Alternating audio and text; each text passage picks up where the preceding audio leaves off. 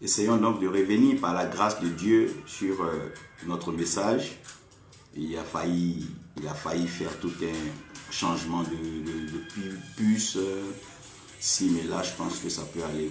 Donc, j'étais en train de vous parler donc du petit déjeuner de la vie. Un homme qui a dormi a eu à avoir des rêves, a eu à avoir des pensées, a eu à avoir des songes, c'est possible. Dieu ne rêve pas, Dieu est vérité. Donc quand l'homme se réveille, il veut les réaliser.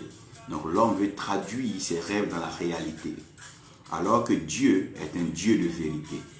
Ça veut dire que certaines situations et circonstances vont paraître réelles, mais elles ne sont pas la vérité pour Dieu. Prophète Virgile, que Dieu te bénisse. Goël Landry, que Dieu te bénisse, que sa grâce repose sur toi. Je tiens à préciser que c'est un ami frère depuis la 6e. Donc je parle des années vraiment éloignées. Oni, que Dieu vous bénisse, que sa grâce repose sur vous. Donc je suis en train de parler de l'image et la ressemblance. J'ai dit d'entrée de jeu que je ne voulais pas fixer un passage personnel, un passage biblique, parce que je veux utiliser cela pour pouvoir ouvrir une lucarne plus grande. Je veux exposer sur quelque chose de plus fondamental, de plus profond et de plus concret. Lorsque Dieu commence à créer, Dieu va commencer à travailler sur une base duale.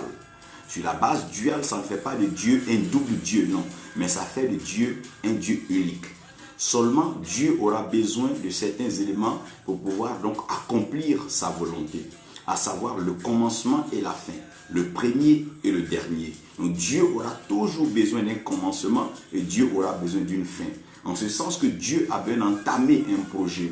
Le projet que Dieu doit entamer, Dieu va pouvoir l'accomplir et le réaliser. Il va même dire que ce que sa bouche dit, sa main l'accomplit. En d'autres termes, il ne dit pas avec sa bouche pour directement laisser sa bouche l'accomplir. Dieu va prévoir alors une opération entre la bouche et la main pour dire que Dieu va établir ce système dual. Donc ce système dual-là, nous allons le constater parce qu'à la création, Dieu va créer les cieux et Dieu va créer la terre.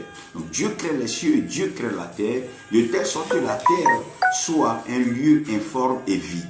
Donc lorsque la terre se présente comme informe et vide, l'Esprit de Dieu va se mouvoir à la surface des eaux parce que la même terre qui est informe et vide sera couverte donc par les ténèbres.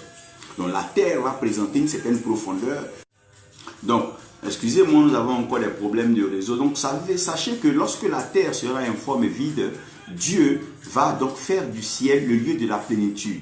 Et comme c'est le lieu de la plénitude, que Dieu est la provision divine, et la divine providence, Dieu va siéger dans le ciel. Donc, siéger dans le ciel veut dire quoi? Maintenir le ciel dans cette position de prééminence et cette position de plénitude. Mais si vous regardez, que vous lisez comment est-ce que le ciel et la terre ont été conçus, vous allez comprendre que la terre a été avant le ciel. Je vais expliquer un peu cela. Prenez un peu votre Bible et regardez à partir de Genèse. Genèse 1, si vous commencez à descendre à partir du verset 9, verset 8, vous allez comprendre que la Bible va dire que lorsque Dieu était en train de créer les cieux et la terre, Dieu va... Excusez, donc la Bible va dire que Dieu va demander, Dieu va séparer les eaux. Donc quand Dieu va séparer les eaux, Dieu va donc demander à une partie des eaux d'être au ciel, que Dieu va appeler les eaux d'en haut. Et Dieu va laisser une quantité d'eau à terre qui seront les eaux d'en bas. Donc les eaux d'en haut et les eaux d'en bas vont laisser un espace. C'est cet espace-là qui est appelé firmament, c'est cet espace-là qui est appelé ciel. Donc le firmament a été conçu après la séparation des eaux. Mais la terre, elle se trouvait déjà sous les eaux. Donc Dieu va demander maintenant aux eaux de se retirer. Donc quand les eaux vont se retirer, le sec va apparaître. Donc quand le sec va apparaître, c'est le sec que Dieu va appeler donc la terre. Que Dieu te bénisse, prophète Ézéchiel. Que sa grâce repose sur toi. Nous apprécions la mission depuis le Brésil. Donc lorsque le sec va apparaître, Dieu va appeler le sec la terre. Donc la terre, elle était déjà cachée sous les eaux, mais le ciel sera juste un espace entre les eaux séparées. Donc lorsque nous allons concevoir le ciel comme étant dans le firmament, comme étant l'espace entre les eaux, nous pourrons déduire que la terre était. Donc, puisque Dieu a tendance à remplir tout ce qui est vide, Dieu va remplir alors la création. Il va demander à la terre donc de se remplir. Mais il va encore plus loin pour demander aux eaux donc de se remplir de poissons et d'êtres aquatiques. Il va demander à l'espace, donc au firmament, de se remplir d'oiseaux et de volailles. C'est alors que vous allez voir qu'il va demander aussi à la terre de pouvoir donc produire les arbustes, et après avoir produit les arbustes, que tous les animaux puissent se mouvoir à la surface de la terre. Et quand Dieu va faire cela, Dieu va regarder le ciel et la terre, et Dieu va se rendre compte que le ciel et la terre doivent travailler de façon complémentaire, de telle sorte que la terre ne puisse pas se mouvoir, ne puisse pas s'épanouir sans l'approbation du ciel. Aussi, le ciel n'aura pas cette capacité de pouvoir ordonner si la terre n'est pas là. Donc le ciel et la terre, bien que le ciel soit élevé au-dessus de la terre, les deux vont travailler de façon complémentaire. Le ciel va être le lieu où Dieu conçoit ce qu'on appelle l'image. Et la terre sera le lieu où Dieu manifeste la ressemblance. La même façon, quand Dieu va parler à Moïse, Dieu va dire à Moïse, le tabernacle que tu as vu, donc l'image que tu as vue dans le ciel, j'aimerais que tu reproduises ça de façon textuelle sur la terre.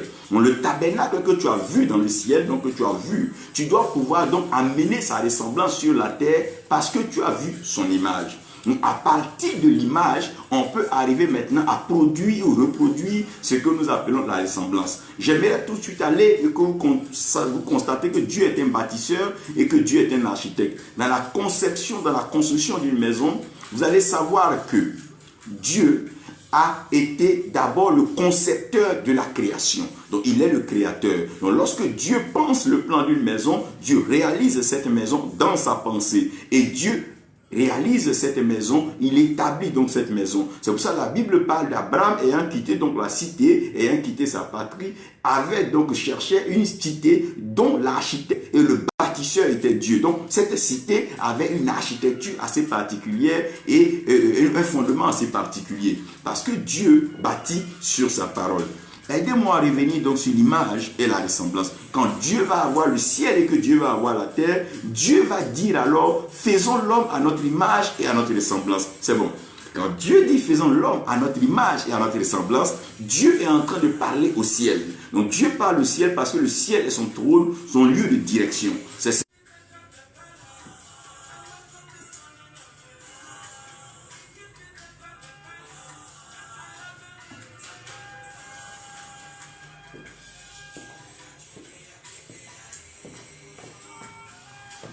Excusez-nous, le réseau est tellement compliqué, il faut aller toujours toucher un peu la souche. Donc j'étais en train de vous expliquer que dans Osée, Dieu va expliquer que le ciel va exaucer la terre, parce que Dieu, lui, va exaucer le ciel, et le ciel va exaucer la terre. Donc dans le principe de Dieu, le ciel et la terre vont toujours agir, et les deux vont travailler en étroite collaboration.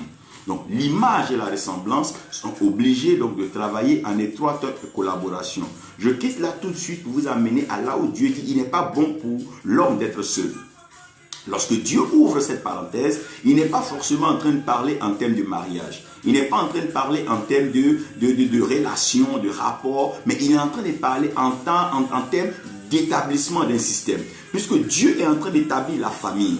La famille est la pensée de Dieu. Puisque Dieu est Père, Dieu doit arriver donc à avoir des enfants. Donc pour que Dieu ait des enfants, Dieu veut nous présenter déjà comment est-ce qu'une famille est conçue de façon terrestre. Si nous comprenons comment une famille est conçue de façon terrestre, nous allons comprendre alors comment est-ce qu'une famille est conçue de façon céleste. Dieu va demander donc à l'homme et à la femme de pouvoir être féconds. Dieu demande à l'homme et à la femme de pouvoir être féconds. Donc les deux doivent pouvoir être féconds. Et lorsque Adam et Ève vont pécher, Dieu va déclarer en ces termes. Il va maintenant demander à l'homme une autre chose. Il dira à l'homme, c'est à la sueur de son front que l'homme mangera. Donc ça veut dire que l'homme mangera à la sueur de son front. Dieu est en train de faire intervenir deux éléments fondamentaux. Dans la sueur, nous avons ce qu'on appelle l'eau, mais la sueur ne peut venir que s'il y a chaleur, il y a travail et il y a activité. Donc quand il y a travail, il y a activité, il y a chaleur, Dieu révèle de façon mystérieuse et cachée le feu. Donc Dieu est en train de dire à l'homme, c'est à la sueur donc de ton front que tu vas manger. Donc le pain que tu vas avoir, ça sera à la sueur de ton front. Et Dieu dit aussi à la femme que je rendrai douloureux. Ça veut dire que tes grossesses seront douloureuses. Dieu est en train de faire intervenir ici un bonheur qui se cache donc derrière la douleur. Il est en train de dire que chaque fois que nous devons pouvoir vivre un bonheur, nous devons savoir que la douleur sera indispensable. Lorsque nous parlons de la résurrection du Seigneur, que nous parlons de l'ascension et tout cela, mais c'est un bonheur glorieux qui se cache derrière une crucifixion douloureuse. Donc Dieu est en train de nous expliquer que le système, le monde que Dieu veut établir, c'est un système dual. Un système de ce qui est agréable et de ce qui n'est pas agréable. Un système de ce qui est visible et de ce qui est invisible. Un système de ce qui est acceptable et ce qui est inacceptable. Donc c'est là que vous allez comprendre l'indésirable désiré. Lorsque l'enfant se forme dans le ventre de la femme, l'enfant va donc se servir de ce qu'on appelle le placenta. Donc le cordon ombilical, permettez-moi de dire ainsi, c'est cela que la mère va prendre pour nourrir l'enfant. Mais le seul ennemi de l'enfant dans le ventre de la mère, c'est bien sûr donc ce placenta, sinon le cordon ombilical. C'est celui-là qui peut s'enrouler autour de lui ou qui peut le pendre directement. Vous allez comprendre que tout ce qui peut te faire du bien est aussi ce qui peut te détruire. Donc Dieu va créer ce système dual aussi en établissant le jour et la nuit. Parce que si le jour est seulement là qu'il n'y a pas de nuit, Dieu ne cachera pas les choses. Donc Dieu cache les choses dans la nuit et chaque fois que la lumière vient comme révélation, les choses cachées dans la nuit sont directement révélées. Je vais revenir à cette affaire. Je viendrai tout à l'heure. Donc, lorsque Dieu parle à la femme, qui parle donc des grossesses de la femme, Dieu est en train d'expliquer que si les deux sont ensemble, il y a un qui sera donc donneur de sémences et l'autre sera récepteur de sémences. Ça veut dire qu'il y a un qui donne un modèle et l'autre qui réalise donc le modèle qui a été donné. Donc, quand l'homme va avec la femme, l'homme dépose en la femme ce qu'on appelle la semence. Et cette semence est à l'image de la parole de Dieu qui est la bonne semence. Donc lorsque l'homme dépose cette semence en la femme devient maintenant comme une matrice de conception. Elle, son rôle est de pouvoir recevoir la semence, incuber, donc couvrir la semence jusqu'à ce que la semence arrive à un temps donc de moisson. Donc Dieu va maintenant établir dans le principe de la vie de l'homme. Donc lorsque l'homme va pécher, il va commencer à détruire l'homme au temps de Noé. Mais Dieu va résumer la vie de l'homme en quoi? En ce qu'il dira. Il dira que vous allez voir cette dualité partout, une image, une ressemblance. Vous allez voir donc la chaleur et la fraîcheur. Vous allez voir donc l'été, l'hiver. Quand Dieu finit d'expliquer cela, Dieu va dire alors que tout ce qui se passera sur la terre sera lié donc alors à la semence et à la moisson. Donc Dieu va prendre la semence comme étant une introduction et la moisson comme étant une conclusion. Dieu va prendre la semence comme étant un commencement et la moisson comme étant une fin. Donc toute cette vie que nous sommes en train de vivre, c'est une vie de sémence et de moisson. Nous sommes des sémences, nous sommes des hommes sémences. Dieu nous a sémés sur cette terre-là pour que nous puissions lui apporter une moisson favorable. Quelle est cette moisson que nous devons apporter? C'est manifester le fruit de l'esprit parce que nous sommes fruits d'esprit. Et le fruit de l'esprit, c'est l'amour, la joie, la paix, vous savez. Donc nous devons aujourd'hui être des personnes qui recherchent la paix. Nous recherchons alors le bonheur, la joie et toutes ces choses-là. Vous allez voir un homme travailler, un homme faire tout ce qu'il fait, tout ce que nous faisons dans le but de pouvoir obtenir cela. Donc permettez-moi maintenant de revenir quand je suis en train de parler d'image et de ressemblance. Donc lorsque Dieu crée l'homme et que Dieu demande à l'homme de pouvoir déposer la sémence et à la femme de pouvoir reproduire, donc à prendre cette sémence et à donner, Dieu va dire une chose au serpent, il lui dira que la sémence de la femme, vous voyez, voilà ce que Dieu va dire. C'est pour ça que je vous ramener sur l'image de la ressemblance. Dieu ne dira pas la semence de l'homme, il dira la semence de la femme. Bon, comment est-ce que vous voulez que je comprenne que c'est la semence de la femme? Puisque la femme, elle doit recevoir la semence. Ah, my God, c'est là maintenant que je vais commencer à parler. Pendant que Dieu sait que c'est l'homme qui doit apporter la semence, parce qu'il a dit aux deux d'être féconds. Donc, dans le principe de fécondité, l'homme dépose la semence et la femme permet à la semence de pouvoir produire. Mais quand Dieu va parler au serpent, Dieu va maintenant révéler une autre face de la chose. Il dira maintenant la sémence de la femme. Mon Dieu. Alors que quand on parle de la sémence de la femme, on est en train de dire tout simplement que la sémence ne vient pas forcément d'un masculin. La semence ne vient pas seulement d'un genre. Mais la semence peut venir, oh Dieu, de tout ce que Dieu décide qu'il soit porteur de sémence. Donc, si nous revenons à cela, vous allez comprendre que la complémentarité entre l'homme et la femme ne va pas seulement dépendre de leur union, mais de plutôt la position de la sémence. Donc, si la sémence se trouve au niveau de la femme, la sémence au niveau de la femme peut être une bénédiction pour l'homme.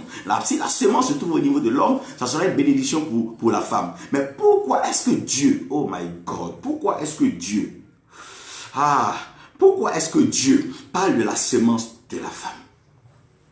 Dieu parlera de la sémence de la femme. Pourquoi? Parce que comprenez que Dieu va créer le ciel et la terre. Je veux développer. Quand Dieu crée le ciel et la terre devient informe et vide. Ça veut dire que là où il y a un travail à faire, là où il y a un problème, il y a une activité, c'est sur la terre. lorsque Satan va commencer à avoir une activité inacceptable, un comportement intolérable, Dieu va le précipiter du ciel et il tombera sur la terre. Donc ça veut dire que Satan ne sera plus dangereux pour le ciel, mais il sera dangereux alors pour la terre. Et la Bible dit malheur à la terre, car Satan est venu avec une colère. Donc quand la Bible dit malheur à la terre et à ses habitants, la Bible ne parle plus de malheur au ciel. Donc dans la dualité, le ciel et la terre qui collaboraient, on va comprendre que la concentration du mal, donc la concentration de la colère, l'action du diable ne sera pas au ciel. Mais le diable va focaliser son action, son activité sur la terre. Donc sur la terre, la méchanceté, l'égoïsme va commencer à se multiplier. Sur la terre, les guerres, les famines vont commencer à se multiplier. Sur la terre, le désespoir, les suicides, les crimes vont commencer à se multiplier. Sur la terre, l'intolérance, la jalousie, la cruauté, oh my God, ces choses vont commencer à se multiplier. Sur la terre, les maladies, les épidémies, les pandémies vont continuer à se multiplier. Sur la terre, les maladies incurables, la souffrance, la misère, la pauvreté, oh my God, ces choses vont commencer à se multiplier. Puisque nous étions dans un système de dualité, puisque au commencement, Dieu a créé le ciel et la terre, et que Dieu a créé l'homme et la femme pour être féconds. Pourquoi Dieu va maintenant détacher la sémence et il va dire que la sémence de la femme, mon Dieu, j'aimerais maintenant vous amener à comprendre que quand un enfant naît, un enfant a un père et un enfant à une mère. Alors que l'enfant, quand on vient le trouver, il n'est jamais avec le père parce qu'il naît entre les mains de la mère. Mais je regardais en maternité, j'ai vu que le père n'est pas obligé d'être là-bas parce qu'il n'a pas en lui une sémence. Au fait, la sémence a été transmise à la femme. C'est pour ça que Dieu dit les grossesses de la femme.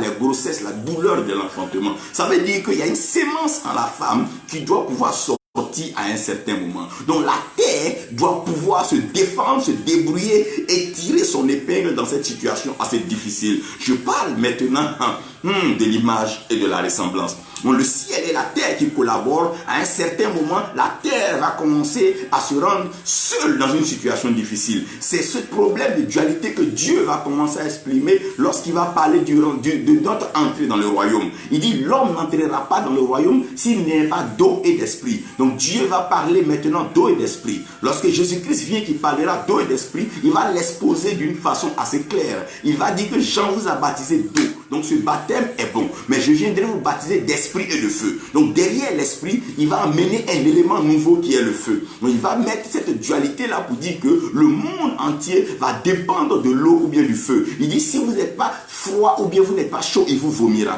Donc quand il dit froid ou chaud, il veut dire que c'est un système dual. Soit c'est une question de chaleur, soit c'est une question de fraîcheur. Mais ce n'est pas une question de tiédeur. Non, non, il n'y a pas de demi-mesure. Donc lorsque cette dualité va se présenter, nous allons comprendre maintenant que nous sommes des enfants de Dieu. Puisque la terre va représenter la mère, donc la matrice, le ciel va être maintenant le père. Quand Dieu va commencer à créer l'homme, Dieu va prendre la poussière de la terre. Donc de par la matrice des entrailles de la terre, Dieu va former l'homme. Lorsque Dieu forme l'homme des entrailles de la terre, Dieu va souffler en l'homme, ce qu'on appelle le souffle de vie qui est le roi. Donc quand Dieu va souffler maintenant ce roi-là en l'homme, Dieu maintenant prend ce qu'on appelle la sémence du ciel. Donc la sémence du ciel que Dieu prend, Dieu met en la terre. Et quand Dieu met cela en la terre, l'homme devient une âme vivante. Si l'homme devient une âme vivante, ça veut dire que cette création est en train de continuer. Puisque Dieu est esprit, donc l'image et la ressemblance de Dieu ne peut pas être une âme. L'image et la ressemblance de Dieu ne peut qu'être esprit. Vous êtes d'accord avec moi? Tout simplement, si nous entrons dans une application mathématique ou métrique, symétrique ou pas, l'image d'un élément, vous allez comprendre que c'est quelque chose qui est à l'image et à la ressemblance de cet élément. Donc si Dieu est esprit, l'image et la ressemblance de Dieu doit être esprit. Donc l'image et la ressemblance de Dieu devant être esprit. Pourquoi est-ce que lorsque Dieu crée l'homme, l'homme devient une âme vivante? Donc quand l'homme devient une âme vivante, une autre chose va se présenter. Qu'est-ce que cette âme vivante cache? Parce que l'image de Dieu est esprit. Dieu est esprit. La Bible dit que Dieu est esprit. Et donc si Dieu est esprit, oh mon Dieu, l'image et la ressemblance de Dieu ne peut qu'être esprit. Mais pourquoi est-ce que lorsque Dieu prend la matrice, la poussière de la terre, et que Dieu souffle en la terre, l'homme devient une âme vivante au lieu d'un esprit vivifiant, comme la Bible nous dira de Christ?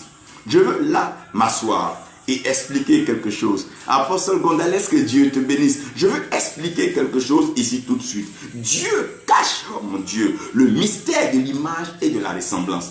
Je veux pousser. Quand Dieu parle donc de la femme qui était enceinte, Dieu dit que lorsque la femme était enceinte, je vais maintenant dans Apocalypse 12, allez-moi, aidez-moi à voir. La Bible va dire que lorsque la femme sera enceinte, Dieu va lui envoyer le grand aigle. Quand Dieu va lui envoyer le grand aigle, l'insistance ne sera pas mise sur le grand aigle. Non, mais Dieu va dire le grand aigle avec ses deux ailes. Dieu dira le grand aigle avec ses deux ailes. Maintenant là j'ai une petite préoccupation. Je sais que les oiseaux ont deux ailes. Que ce soit l'aigle, que ce soit la colombe, que ce soit le vautour, quel que soit l'oiseau a deux ailes. Mais pourquoi Dieu tient tant à expliquer ici que l'aigle viendra avec ses deux ailes? Je mets une petite pause. Donc si l'aigle a deux ailes, et que Dieu a créé le ciel et la terre, lorsque Dieu a créé Adam comme étant une âme vivante, directement derrière cette âme vivante, il y a une autre réalisation que Adam n'a pas encore vue. Oh mon Dieu. Donc qu'est-ce que Dieu fait? Puisque Adam n'a pas encore vu la ressemblance de ce qu'il est, il a simplement une information sur ce qui vient d'être fait. Pour que Adam puisse voir que derrière il y a des choses, Dieu va faire dormir Adam, et de Adam, Dieu va sortir la femme. Il dit, Adam, voilà quelqu'un qui te ressemble. Adam dira que ça là, c'est l'image, donc c'est l'os de ses os, c'est la chair de sa chair, et c'est l'os de ses os. Mais Adam va même pas s'arrêter à là, il va dire même que cette fois-ci là, il a trouvé sa ressemblance. Mais pourquoi est-ce que derrière la création d'Adam, on trouvera une création encore? Ça veut dire que lorsque Dieu crée Adam comme une âme vivante, il y a quelque chose que Adam ne perçoit pas. Donc comme Adam ne perçoit pas, Dieu va mettre Adam dans un jardin. Et dans ce jardin-là, Dieu va envoyer les animaux, et les animaux seront deux.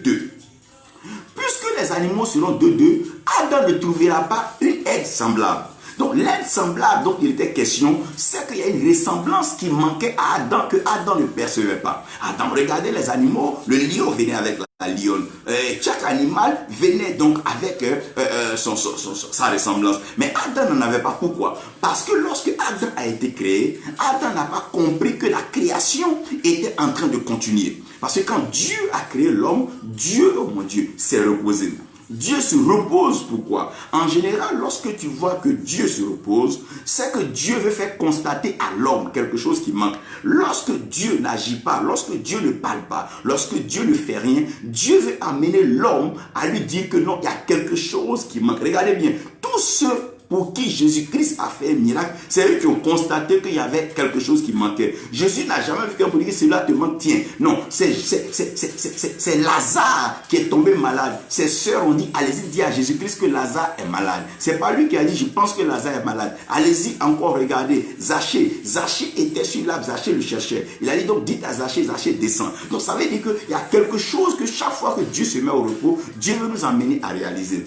Je suis en train de parler maintenant de l'image et de la ressemblance comme étant la vie actuelle. Les gens essaient de trouver des hommes qui peuvent être en phase et en harmonie avec eux. Donc les hommes vont avec des hommes, des femmes trouvent des femmes pour aller ensemble. Des gens trouvent des réseaux. Mais vous allez vous rendre compte que tout ce que Dieu a créé avec une ressemblance qui est assez particulière. Et cette chose, tant que tu ne l'as pas, c'est comme si tu as un vide que tu n'arriveras pas à combler. Plusieurs sont mariés. C'est beau toutes ces photos, c'est beau toutes ces cérémonies des noces de cuir, de fer, de blé, tout ça c'est beau. Mais quelque part, vous allez comprendre que derrière toute cette façade-là, il y a quelque chose de profond qui manque à l'homme. Regardez bien. Jean baptisait. Quelle que soit l'intensité, la force et la grâce que Dieu avait donnée à Jean, Jean avait besoin de quelqu'un de complémentaire. Quelqu'un qui allait épauler, compléter et accomplir la mission de Jean. Regardez même dans l'alliance que Dieu va tisser avec le peuple. Dieu est Dieu. Dieu pouvait directement tisser l'alliance de la grâce depuis la création. Mais Dieu va tisser une alliance de loi pour que la loi puisse nous emmener quelque part afin que la grâce vienne parfaire donc la loi. Donc Dieu a créé toutes choses avec son image et avec sa ressemblance. Donc la terre que nous voyons actuellement, elle est une image, mais elle aura une ressemblance. Le ciel qui est sur nous en ce moment a une image et aura une ressemblance. C'est vrai que les hommes veulent se battre pour la couche d'ozone. Non, je n'ai rien contre ça. Mais j'aimerais que vous compreniez une chose. Cette terre est une couche et le ciel est une couverture. C'est un peu comme quand tu vas dans un hôtel que tu loges. À un certain moment, on va changer le drap, on va changer la couverture. Dieu s'apprête à changer, oh mon Dieu, le revêtement. Parce que le premier revêtement que nous avons est un revêtement d'image. L'image nous sert à quoi? L'image nous sert à pouvoir donc rêver. L'image nous sert à pouvoir réfléchir. L'image nous permet de pouvoir nous projeter. L'image nous permet de pouvoir comprendre qu'il y a quelque chose de meilleur derrière. Si nous ne percevons pas ce message que Dieu est en train de nous donner, nous allons perdre de vue la ressemblance. Ah mon Dieu, si nous perdons de vue la ressemblance, nous n'allons pas comprendre alors la mission que Dieu nous réserve. Même quand le Seigneur vient qui accomplit sa mission, il dit à ses disciples qu'il est venu accomplir une mission. Mais il y a un autre consolateur, il y a une ressemblance qui va venir. Parce que lui, il est venu en tant que parole faite chair. Il est en train de dire qu'après la parole faite chair, il dit Dieu, il dit dans les derniers temps, je répandrai de mon esprit sur toute chair. Ça, c'est un peu ce que le prophète Joël est en train d'annoncer. Je vais vous parler là. Excusez-moi bien de vous dire ces choses ainsi. Oh mon Dieu, je suis en train de vous introduire progressivement dans l'image et la ressemblance. Donc il y a quelque chose qui ressemble à ce que tu veux, mais qui n'est pas dans la main des hommes. Dieu te présente l'image et cette image, Dieu permet que cela occupe le diable. Pendant que le diable s'occupe de l'image, Dieu, ah mon Dieu, te réalise comme il veut. Il y a une ressemblance qui n'est pas encore donnée. Lorsque Jean était en train de baptiser, Jean dit, allez-y lui demander, allez-y comprendre, aidez-moi à savoir. Est-ce que c'est de lui qu'il s'agit? De quoi il s'agit? Jean dit qu'il baptise d'eau. Donc après son baptême, il y a quelqu'un qui baptisait la d'eau et de feu. Le problème que nous avons, c'est que nous pensons que nous pouvons accomplir l'œuvre nous-mêmes. C'est faux, quelle que soit la grâce que Dieu t'a accordée, il y a une grâce complémentaire qui est la ressemblance de la grâce que toi tu as. À force de vouloir t'isoler, t'établir seul, tu fais un travail qui n'aboutit pas. Tu es forcément dans un non-accomplissement. Ce n'est pas parce que Dieu ne t'a pas appelé, mais tu n'as pas encore vu la ressemblance. Tu as l'image, tu as une maquette avec toi, que tu appelles ta vision. Mais il y a une mission complémentaire à ta vision qui doit venir maintenant entrer en phase avec ce que toi tu es en train de penser pour que cela se réalise. Tu vas comprendre avec moi que Dieu permet que les deux mains se lavent. On ne regarde pas avec un seul œil, mais c'est les deux yeux qui nous permettent de voir. C'est les deux oreilles qui nous permettent d'entendre. C'est avec les deux narines que nous respirons. Allez-y et comprenez ces choses. Pourquoi Dieu a voulu cela? En ce qui est de la vue, en ce qui est de l'ouïe et en ce qui est de l'odorat. Vous allez comprendre que Dieu est un Dieu qui fait les choses avec une image et une ressemblance. Le but de l'image, c'est de garder la chose dans le règne invisible. L'image permet que la chose reste comme une maquette invisible. Et la ressemblance vient maintenant pour pouvoir accomplir la volonté de Dieu. Toutefois que la ressemblance a un problème, Dieu se sert de l'image parce que l'image est comme dans un disque dur. L'image devient maintenant comme un ordinateur que Dieu prend pour pouvoir contrôler les activités de la ressemblance. C'est comme un homme et puis son ombre. L'homme ne peut pas faire ce que l'homme n'a pas fait. Mais l'homme, c'est tout ce que l'homme fait, l'homme va faire. Donc c'est une auto-implication. Si l'homme lève sa main droite, l'ombre va lever la main droite. Si l'homme lève la main gauche, l'homme va lever la main gauche. C'est l'un et l'autre. Mais on va se rendre compte que l'ombre est l'image. On ne peut pas détruire ni tuer l'image, mais on peut affronter un homme et le détruire. Mais même quand l'homme meurt, l'ombre est toujours là. L'ombre ne meurt pas. Donc Dieu est en train de parler d'un temps de l'image et la ressemblance. C'est là que Paul dit que nous ne mourrons pas tous. Mais nous ne mourrons pas tous, pourquoi? Parce qu'en un clin d'œil, nous serons transformés. Ce que Paul est en train de dire, il est en train d'expliquer qu'il y a une image et une ressemblance. Il dit, le corps que vous voyez là, il est mortel.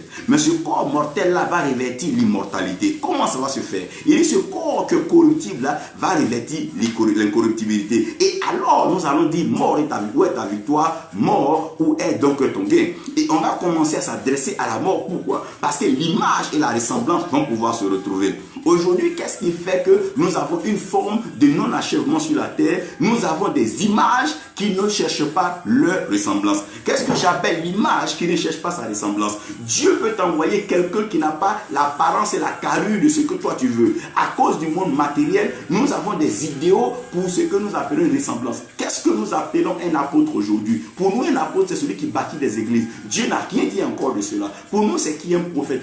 Dieu a établi l'église sur la fondation des apôtres et des prophètes. Dieu fait revenir ce système-là, l'image et la ressemblance. Qui es-tu pour pouvoir marcher seul? Qui es-tu pour vouloir faire chemin seul? Qui es-tu pour pouvoir réaliser la vision seul? Qui es-tu pour pouvoir donc accomplir l'œuvre de Dieu seul? Ce n'est pas en transformant ta femme en pasteur, tes enfants en apôtres, ce n'est pas en transformant tes amis, ce n'est pas une affaire comme ça. C'est une affaire d'image et de ressemblance.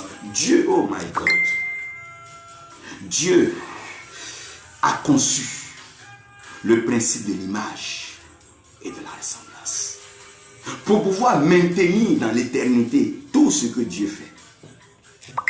À qui ressembles-tu? De qui es-tu image? Quelle est l'image et quelle est la ressemblance qu'il te faut? Frère, nous sommes en train de faire une fausse route. Nous sommes en train de chercher à rentrer dans des réseaux, des groupes pour pouvoir fonctionner. Nous avons besoin des gens. Ce n'est pas ça. Nous avons tout simplement besoin de trouver la ressemblance. C'est pour ça qu'il a répandu son esprit sur toute chair. La ressemblance que nous avons, c'est le Saint-Esprit. Pourquoi? Parce que